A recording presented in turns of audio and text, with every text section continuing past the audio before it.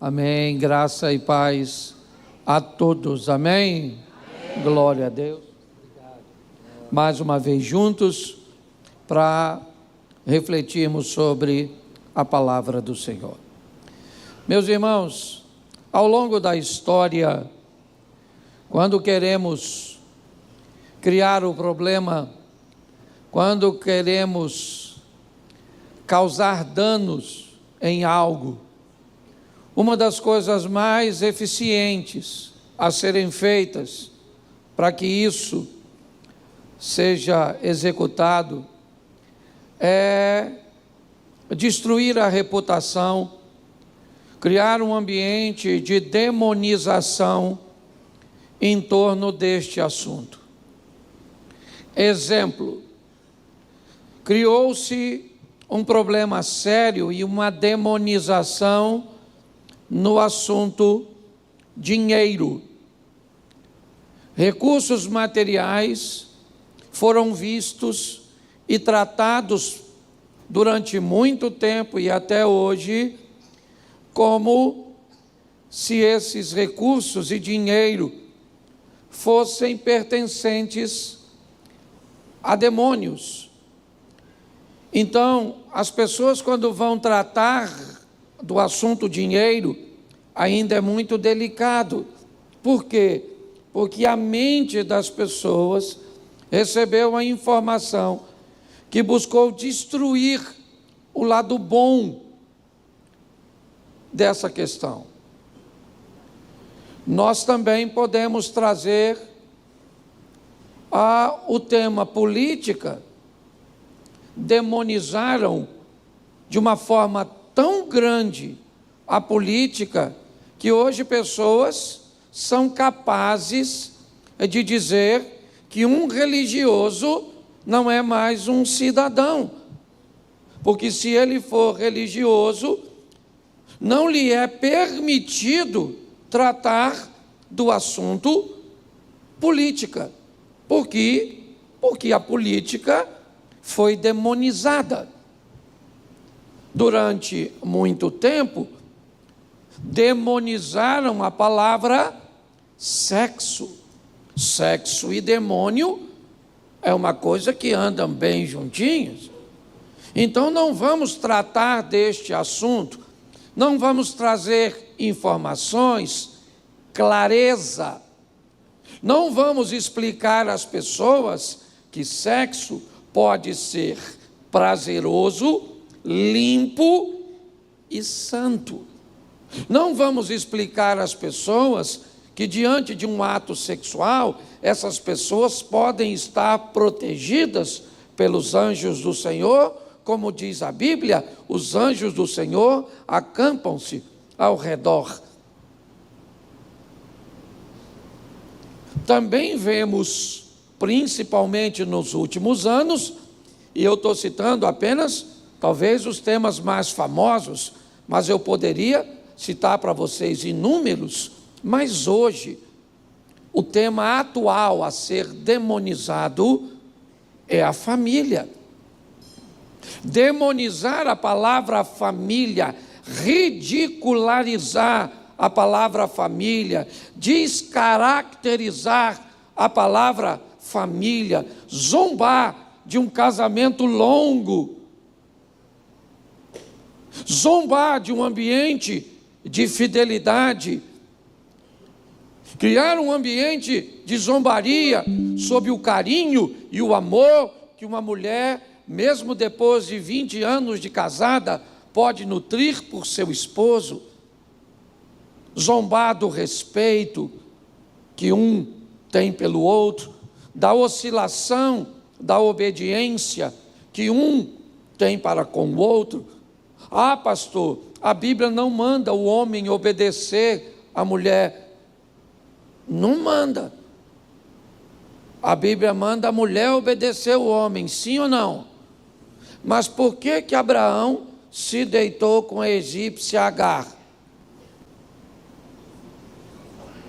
Por quê? Porque Sara, fala assim, Sara mandou. Entendeu? Então, nessa ocasião, quem mandou em quem?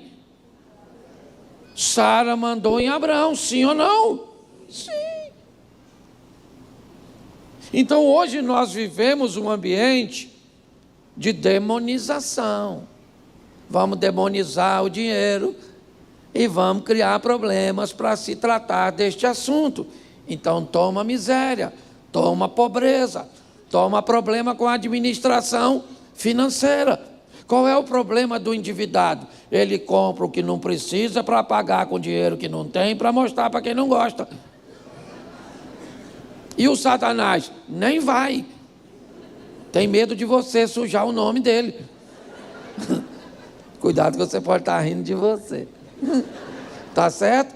Bom, a palavra política, não vamos não, pastor, nosso senhor vai pregar salvação e não fale de política, porque política com religiosidade não se mistura.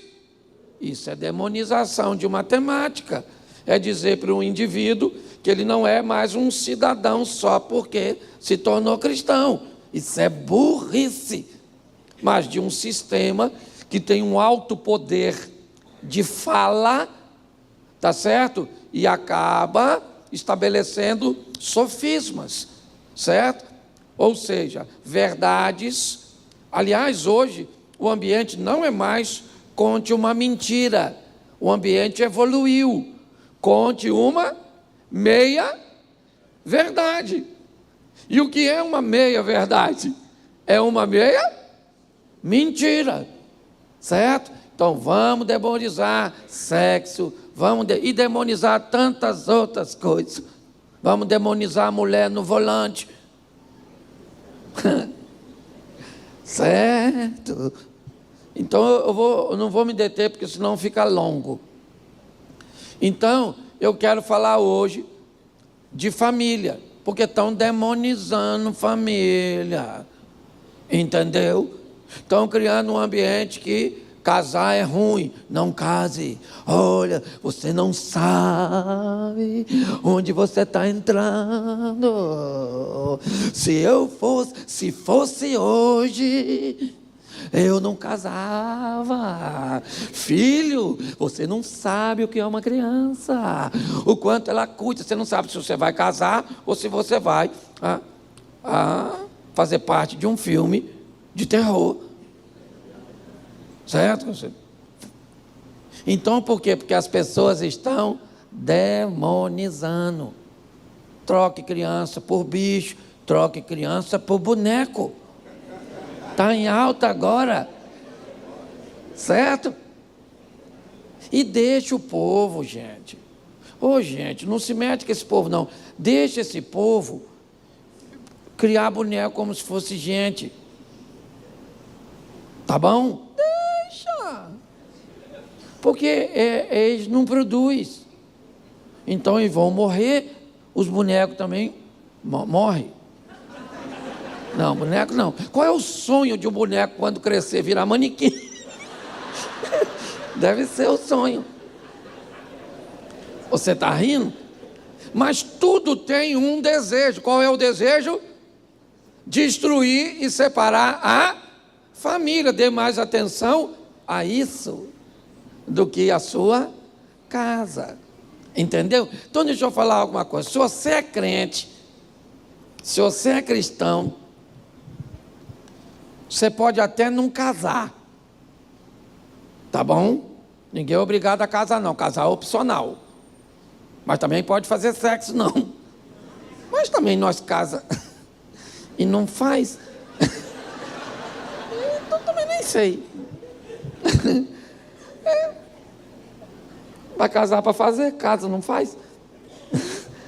Glória a Deus. Então eu vou usar um texto com vocês hoje. Brincadeiras à parte, Marcos, capítulo 5. São 3 histórias que eu quero aplicá-las num contexto nosso, ok? Minha leitura é de um contexto daquela época, mas eu vou fazer uma aplicação das 3 histórias familiares no nosso contexto atual. Estou logo avisando os teólogos de plantão. Tá certo? Marcos o quê? Marcos capítulo. E se você não tem Bíblia, depois você chega em casa e dá uma lida. Porque botar o texto aqui é legal, mas fez com que muita gente não trouxesse mais a Bíblia. E aí você vai perdendo contato. Não é porque a Bíblia é um livro místico, não é nada disso, não. É só porque você perde a habilidade. Esse dia eu fui num culto, mandei o pessoal abrir no livro de Abraão, capítulo 3, verso 5. O pessoal começou a procurar o livro de Abraão. De repente um cara olhou para mim e disse: Abraão não tem na Bíblia o livro. Eu falei: você levou muito tempo para perceber. Tá certo?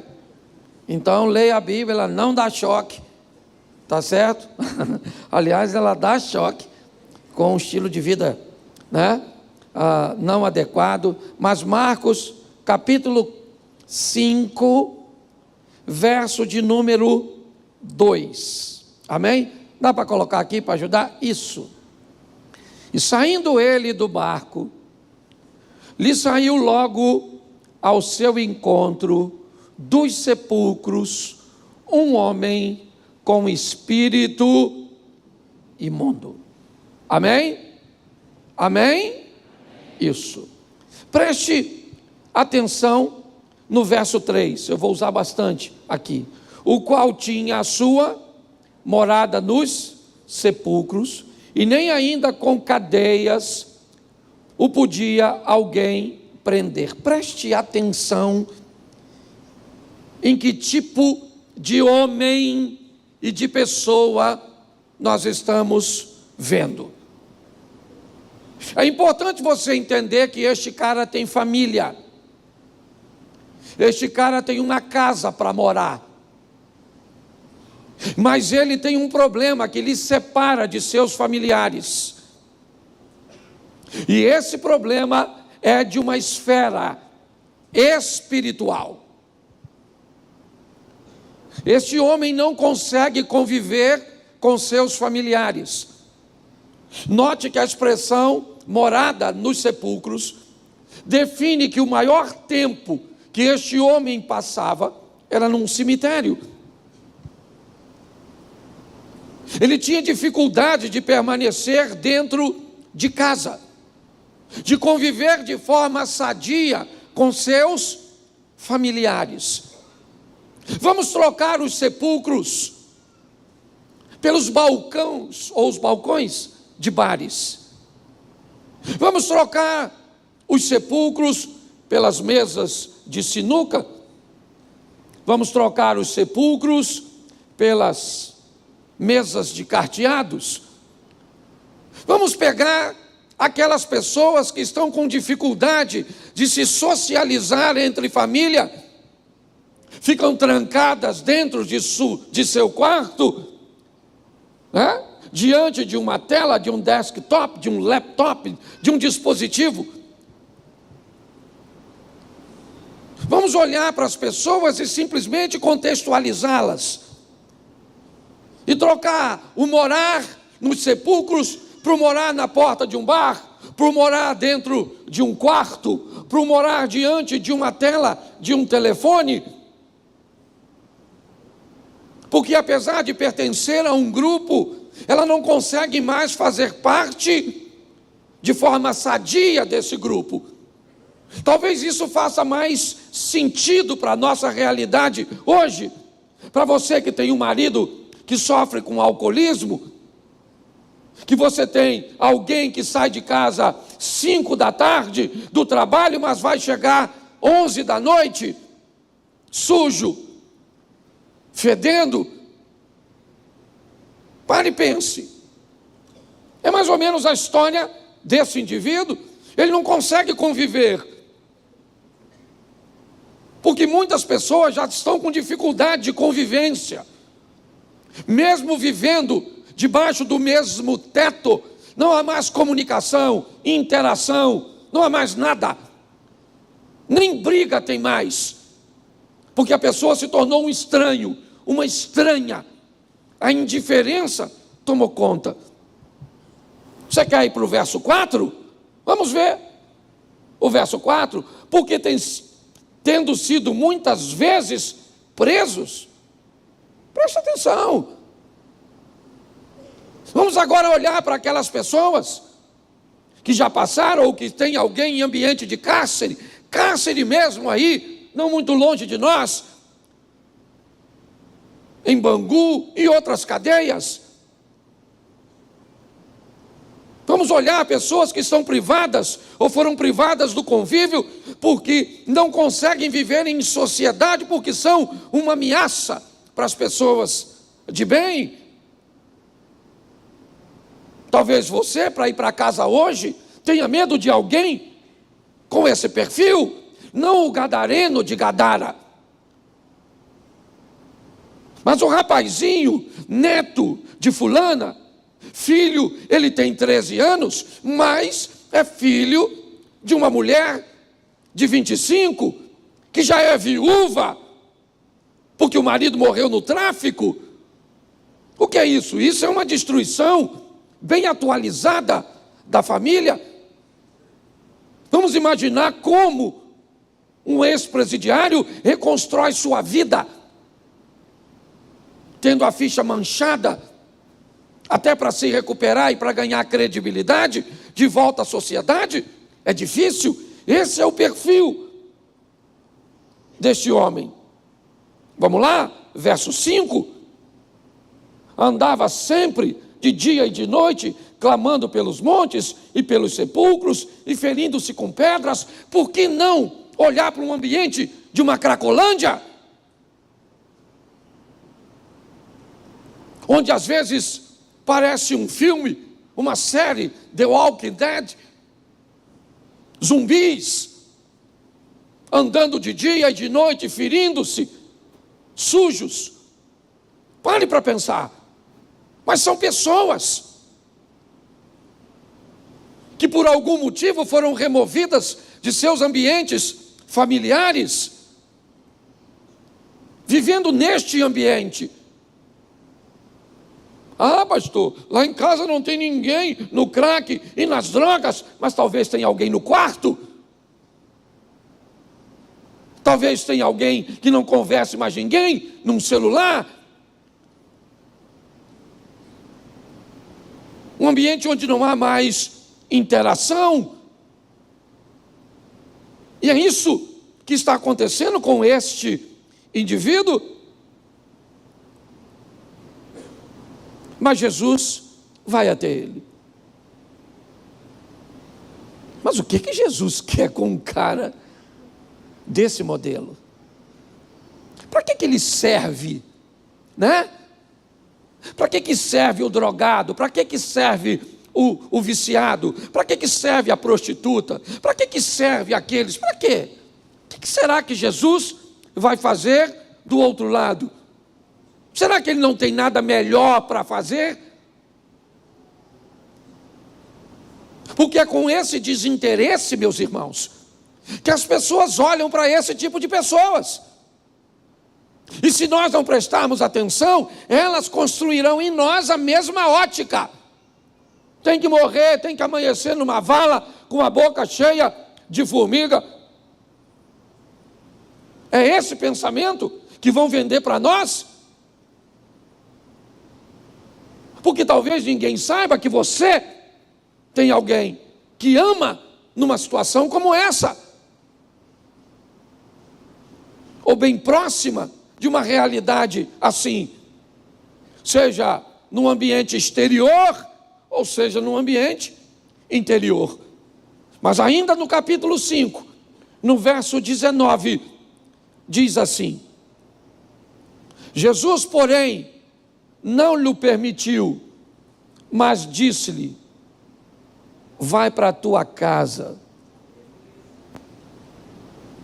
vai para os teus e anuncia-lhes quão grandes coisas o Senhor te fez e como teve misericórdia de ti. Está na hora de você que é cristão acreditar que seu Deus pode ir numa boca de fumo, pode ir num boteco, pode ir num ambiente onde tem alguém destruído pelo poder do pecado, restaurar essa pessoa e devolver essa pessoa para sua casa, para sua família, para sua esposa. Quer trocar o bandido, o viciado pelo adúltero? Fique à vontade. Quer trocar qualquer coisa por sua esposa que está apaixonada por outro homem? Faça a adaptação que crie um ambiente de atualização do texto bíblico na sua vida. Mas o que eu quero que você entenda é que quando Jesus muda a vida deste homem, sabe o que o homem diz? Me deixa ir com o Senhor. E Jesus disse: eu não vim mudar a sua vida para levar você comigo. Eu vim mudar sua vida para ficar com você no meio dos seus. Vá para a sua casa, meu filho. Você saiu de lá pelado, vai voltar vestido. Saiu de lá louco, vai voltar para lá são. Você está entendendo? Volta para a tua casa, volta para os teus. Isso, volta para os teus. Pastor, eu não saí de perto dos meus. Não. Sério? Será que não? Talvez você more na mesma casa que eles.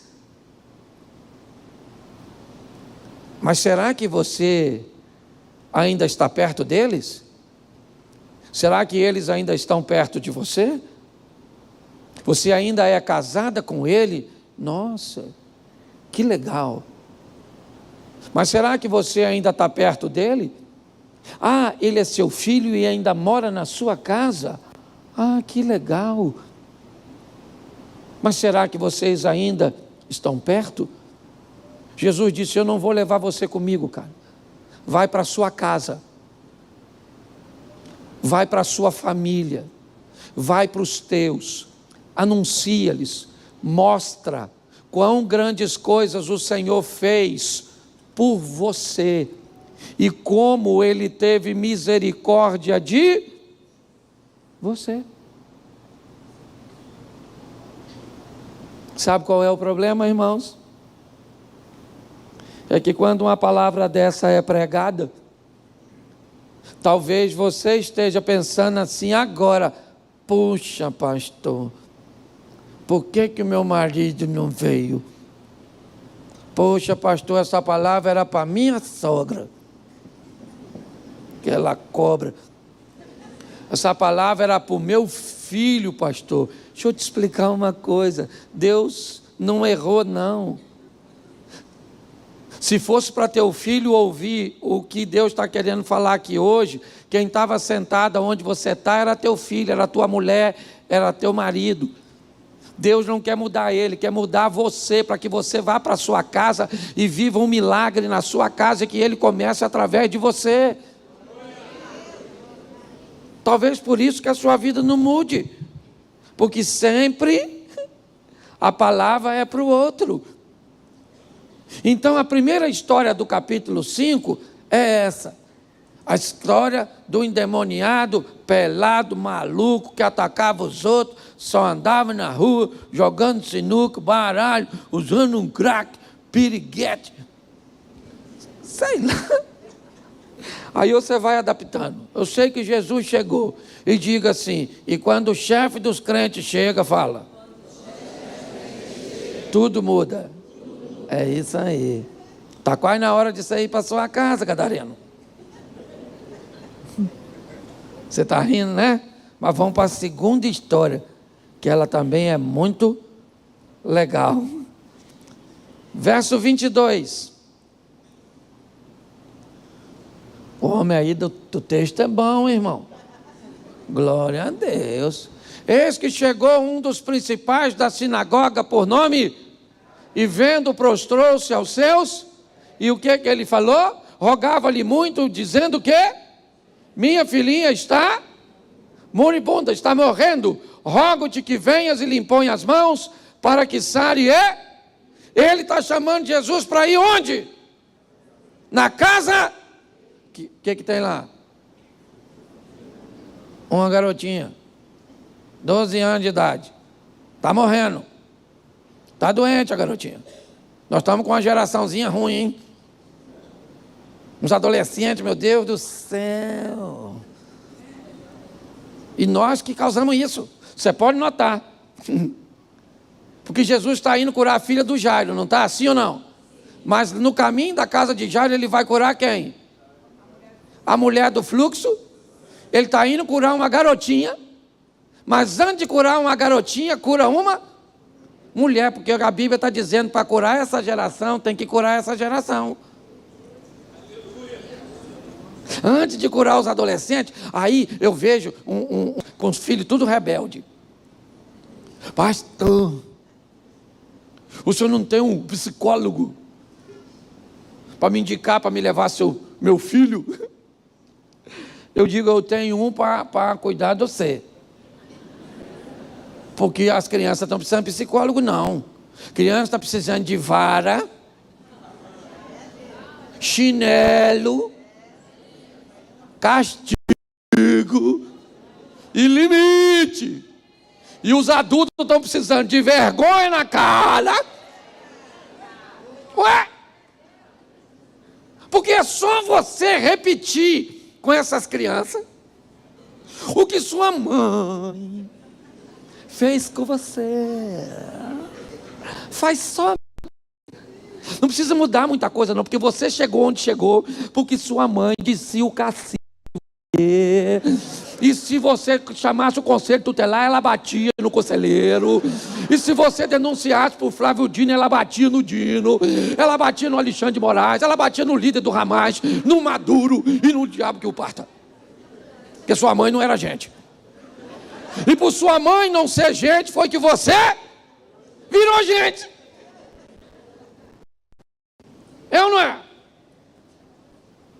Chegava em casa, sua mãe tinha que tirar uns minutinhos.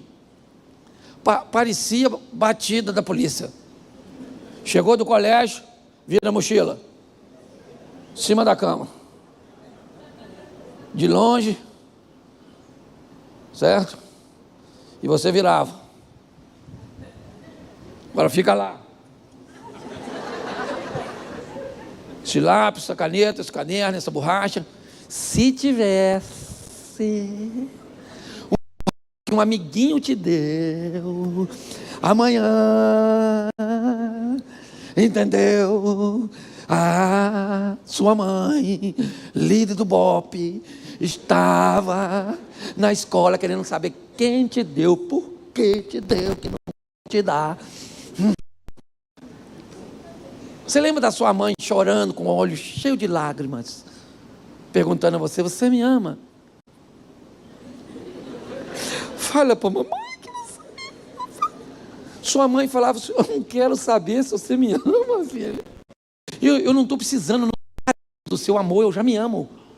Você é que me respeita, que eu quebro você no meio. Você lembra disso? Sim ou não? Isso. E quando você falava assim, porque o filho de fulano fazia, o que é que a sua mãe falava? Você não é filho de fulano, você é meu. Entendeu? Olha a escola. Sua mãe dormia, menino. Saía de manhã. Pensa num povo para pagar a promessa. Os nossos pais. Você saía com ela de manhã. Ela falava, não faz bagunça que eu vou te bater. 9 horas da manhã você fez bagunça. O que ela falava? Chegar em casa, você vai apanhar. Se você chegasse meio-dia, apanhava? Sim ou não? 3 horas da tarde você apanhava? Se você chegasse 7 da noite, você apanhava? Você apanhava, maluco. Apanhava. E reclamasse com o seu pai. Era 2. Sim ou não? Sim. Especialista em tacar chinelo. Chinelo parecia aquele negócio de Thundercat. Jogava, ia lá, fazia, ainda voltava para a mão dela aqui. Que não era uma mãe, era uma bruxa. Não é verdade? Era uma coisa. Mas pare para pensar. Você está rindo, mas é sério. Nós estamos agora diante de um problema. Jairo, ele pede a Jesus para ir na sua, mas você precisa saber quem é Jairo. Você precisa saber que para Jairo chamar Jesus não foi fácil. Jairo era um dos líderes da sinagoga, que não ficava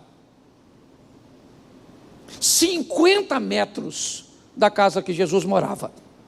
A sinagoga de Jairo era aproximadamente, talvez, de onde eu estou, do outro lado da rua, da casa da sogra de Pedro, em Cafarnaum.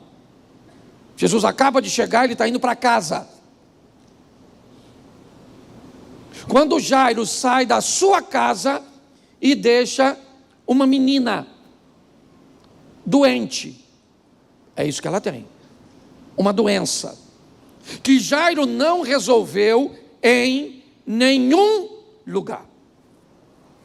Vamos aplicar aqui o contexto atualizado da seguinte forma. Suponhamos que pastor Paulo tem um problema em casa. Pastor Paulo é pastor da Igreja Batista Monte Oreb. Mas aí você descobre amanhã que o problema que pastor Paulo não consegue resolver na casa dele, ele foi num terreiro de Umbanda, lá depois do Oscar Brito, certo? Para pedir lá o santo, resolver o problema dele. O que você vai falar dele? Doidou. Eu não volto mais naquela igreja, nunca, de um pastor que quebra um princípio desse. Jairo era o chefe da sinagoga, mano. Procurar Jesus era praticamente a mesma coisa, entendeu? Seria humilhante, vergonhoso, degradante, ele poderia perder a sua posição. Só tem um problema. O que está em jogo? A vida de quem? Da filha dele. Então preste atenção, porque Jairo sabe o que é prioridade, sabe o que é mais importante. Eu não sei onde você já tentou resolver. Eu só posso te garantir uma coisa: o Deus que nós servimos pode, e Ele é misericordioso. Posso ouvir um amém? Eu não posso te garantir que Ele vai, mas eu posso te garantir que Ele pode, que Ele tem poder. Por quê? Porque esse troço vai piorar. Quando Jairo sai de casa, a menina está doente, sim ou não? E quando Jairo volta para casa, a menina está? Isso aí, querido. Agora não tem mais doença. Agora não tem demônio. Agora o que tem é a morte. A morte. A separação total. Quem quisesse ver o irmão gadareno, dava um pulinho no sepulcro, pegava um momento que ele tivesse calmo, dava para visitar alguém num ambiente que ele esteja. Mas na cova não. A menina está morta quando Jairo volta. Só que Jairo não volta sozinho, mano.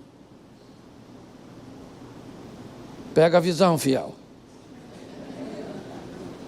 Jairo não volta sozinho, Jairo volta com Jesus. Fala assim, o chefe dos crentes. Essa é. A menina está morta, sim ou não? Porque talvez seu casamento já morreu. Às vezes já. Seu marido já está até... Aliás, está fedendo e nem morreu. Certo? Tem uns troços, porque a morte tira a sensibilidade. Entendeu? A morte tira. Jairo está voltando para um ambiente que todo mundo já disse que não tem mais jeito. Abordaram, não incomode mais o mestre. A menina Morreu, rapaz. Pare de falar com Jesus. Aceite. Jesus olhou para Jairo e diz: ai, Jairo, não temas. Crê, eu ainda vou na sua casa. Ah, mas estão falando. Não interessa o que estão falando. Eu vou com você à sua casa. Você não acredita que eu posso fazer? Então me leve para a sua casa, que a sua casa vai ver o que eu posso fazer. Jesus não vai entrar na sua casa se você não levá-lo. Diga: Senhor, vamos para minha casa hoje. Para onde? Lá no quarto do meu filho, que eu quero mostrar umas coisas do Senhor. Vai lá no quarto do seu filho. Vai na hora que ele não está, para evitar confusão. Pega o travesseiro onde ele bota a cabeça, põe a mão, bota um óleo ungido, faça uma oração, profetize naquele lugar e diga: Jesus, esse quarto te pertence, eu repreendo daqui tudo aquilo que não provém do Senhor. Toque nos aparelhos. Você tem uma televisão, toque lá. Você tem um celular, toque. Leve Jesus. Quando Jesus chegou, o que tinha na casa de Jairo? Morte. O que Jesus disse? A menina não morreu, ela só está dormindo. O pessoal que estava lá falou: espera aí, ô profetinha. Aí não. Não tem sinal vital na menina. Ela já bateu a caçuleta, juntou os calcanhar, partiu dessa para melhor. Eles devem estar pensando: será que o senhor pensa que nós não sabemos nada sobre a morte? E Jesus deve estar pensando: meu filho, sobre a morte você pode saber muita coisa, mas eu sou o príncipe da vida. Cadê a garotinha? Chegou lá, a bichinha estava dormindo, deitadinha. Eu imagino pensa o Jairo que acabou de ver a filha morta. O Jairo falando: oh, meu Deus, geladinha. Morreu mesmo. Eu gosto porque Jesus chamou o Pedro, o Tiago e o João para ir lá, porque ele não ia chamar o Judas. Judas, vamos comigo lá no quarto. Pensa. Jairo fala para o Judas: minha menina morreu. Judas fala: é por isso que eu vou trair ele mesmo. Assim. Se Jesus leva Tomé, morre. Morreu mesmo, a cozinha dela já está sem cor. Está quase na hora de enterrar. Note que até Jesus andava com as pessoas certas. Para de andar com cabeça de baga, com Zé Ruela, com Zé Rosquinha. Só anda com quem não presta. Quer ter uma vida com Deus, mas anda com os filhos de Satanás. Toma-lhe chifre nessa cabeça. Olha só, a menina está lá, mortinha, sim ou não? Mas quem chegou? Isso, fala quem ele é. O chefe dos crentes. Eu imagino ele chegando.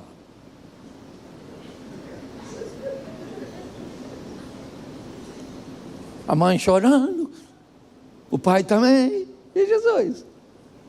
Esse cara sou eu. O cara cantando Roberto Carlos. Imagina eu, olhando a garotinha. Mas quem é que estava lá? Pedro. Pensa, Jairo. E aí, Pedro?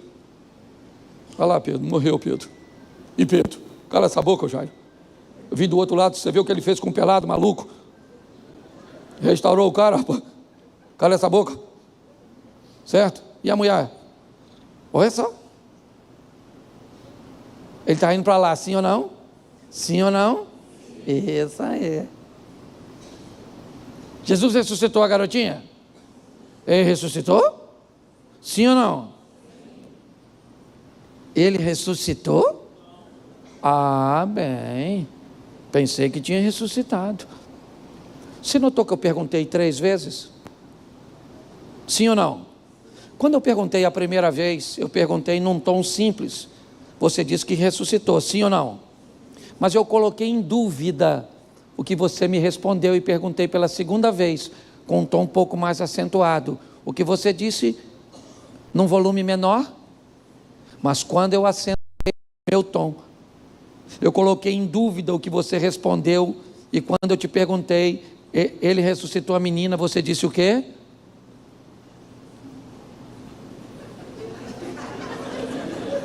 Eu preciso que você entenda o quanto é fácil fazer vocês duvidarem. O quanto é fácil fazer vocês mudarem de opinião. Gente, Jesus ressuscitou a menina. Mas como eu perguntei, Jesus ressuscitou a menina? Aí você falou...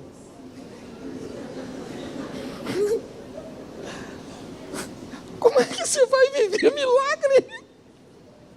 Se basta eu mudar o tom da minha voz. Ai, Jesus do céu.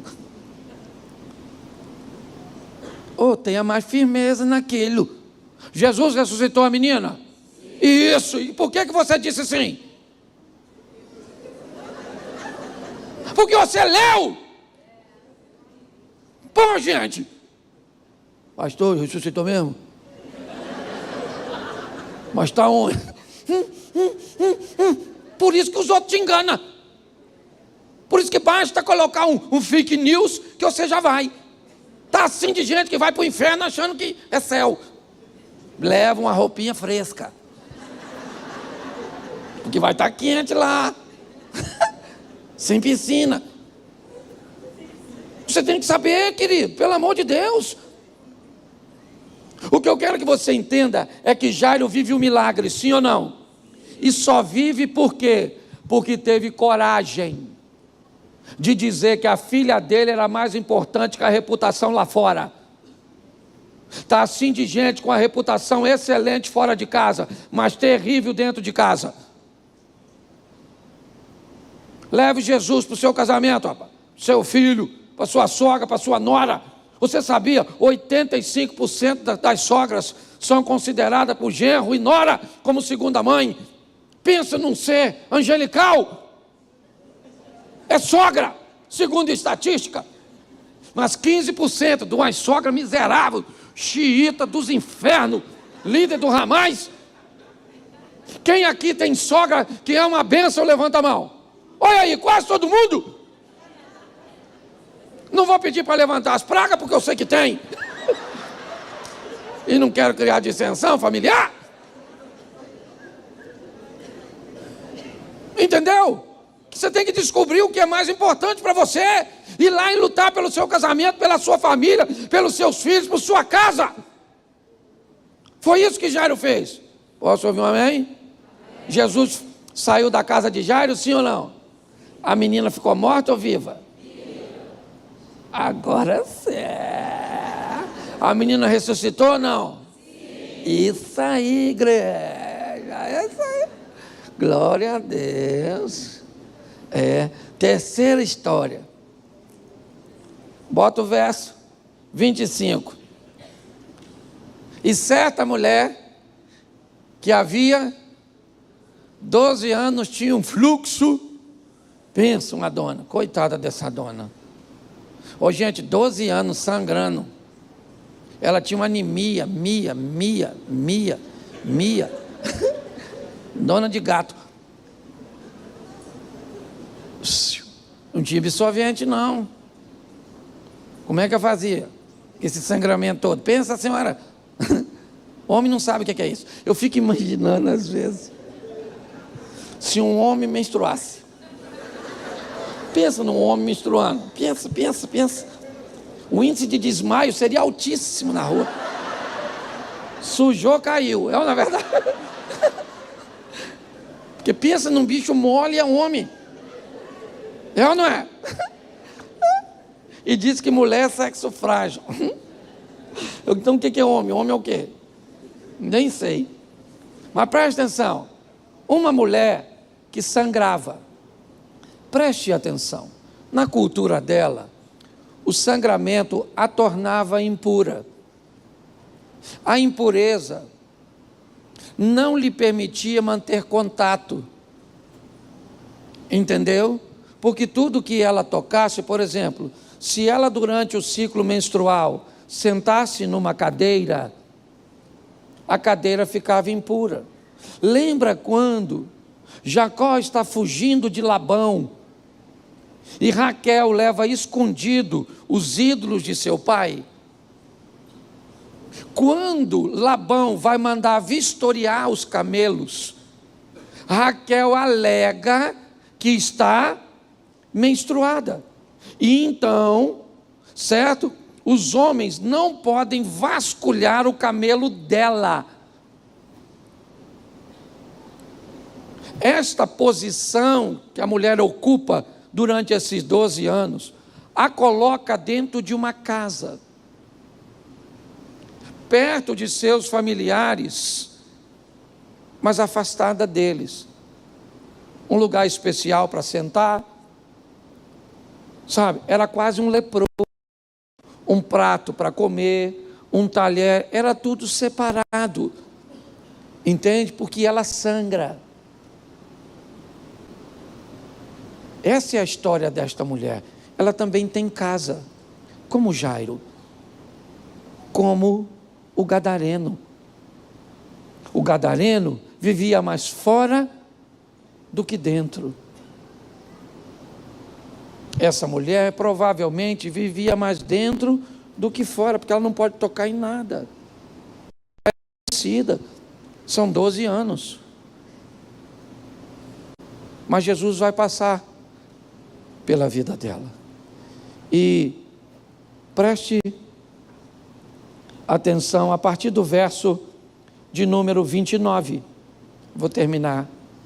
E logo lhe secou a fonte do seu sangue, e sentiu no seu corpo estar já curada daquele mal. E logo Jesus, conhecendo que a virtude de si mesmo saíra, voltou-se para a multidão e disse: quem tocou nas minhas vestes? Disseram-lhe os seus discípulos: vê, te aperta e dizes: quem me tocou? E ele olhava ao redor para ver a que isso fizera. Então a mulher, que sabia o que lhe tinha acontecido, temendo e tremendo, aproximou-se e postou-se diante dele e disse-lhe toda a verdade. E o que ele disse para ela? E ele disse: filha, a tua fé vá para onde? Vá para a sua casa. Mas como eu vou para casa? Vá em paz. Algo que você não podia ter antes. Algo que você era privada de ter antes. Note que essas 3 histórias estão num único capítulo. São 3 histórias de família que mostram o milagre feito pelo mesmo homem, Jesus. Talvez hoje nós tenhamos aqui a continuação de Marcos 5, com mais algum milagre, e não mais do gadareno, não mais do Jairo, não mais da mulher do fluxo de sangue, mas o seu. Um milagre no seu marido, na sua esposa, no seu filho, na sua saúde, no seu casamento, nos seus negócios. Porque a história continua. É por isso que pregamos a palavra. Então eu quero que você se coloque de pés. Neste momento nós estamos em cima da hora. Mas agora, feche seus olhos. Eu quero te fazer uma pergunta. Talvez você precise se colocar nesse texto, porque você entendeu que o culto está acabando e o pastor Paulo não pode ir com você, o pastor Cláudio não pode ir com você, mas aquele que foi se encontrar com o gadareno pode, aquele que foi à casa de Jairo pode, aquele que curou aquela mulher do fluxo de sangue pode. Ele pode ir com você. Ele é Jesus Cristo de Nazaré.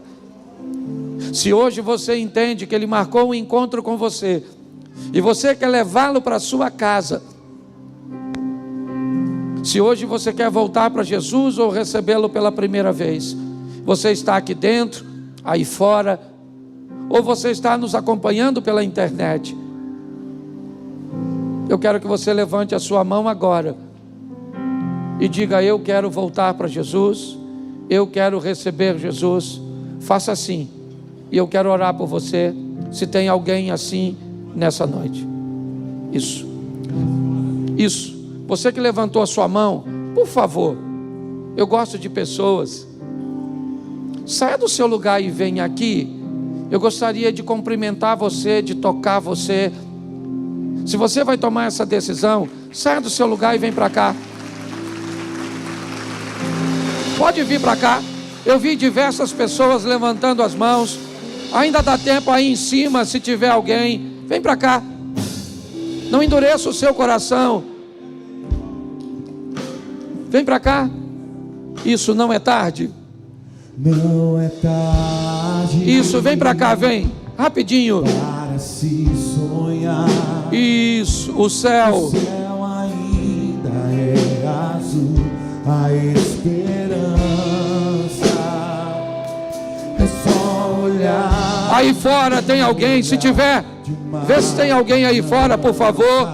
Se quiser tomar essa decisão, traga-os aqui dentro. Não é tarde para se. Glória a Deus. Leonardo, vem aqui rápido. Pastor Leonardo vai agora orar por aquelas pessoas que se decidiram. Estenda essa mão para cá. Pai, nós queremos te glorificar, te exaltar, te bendizer pela instrumentalidade que você usaste o seu servo, o pastor Cláudio Duarte, porque é o teu Santo Espírito que convence o homem do pecado, da justiça, do juízo. Agora o Espírito Santo de Deus visite esse homem, visite essa mulher de uma forma especial. Cobre cada um agora com o sangue que venceu a cruz do Calvário. Escreve esses nomes no livro da vida.